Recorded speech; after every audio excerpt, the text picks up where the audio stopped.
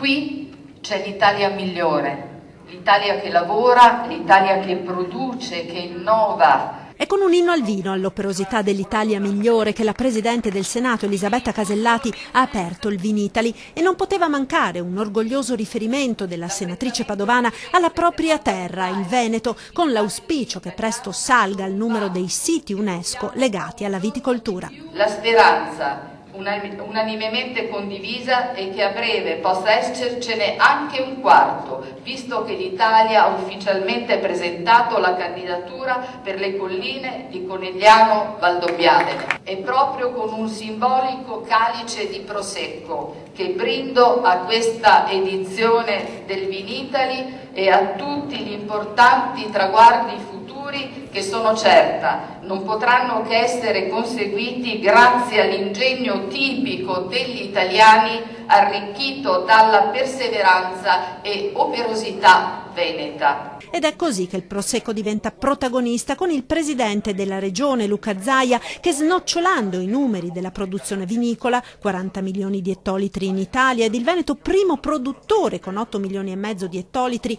invita a mostrare l'orgoglio del vino, il Wine Pride, magari togliendo dalle carte dei vini di tanti locali le bollicine straniere, promuovendo invece quelle italiane. Direi che ci siamo, dobbiamo continuare a crescere, certificare il prodotto, il vigneto,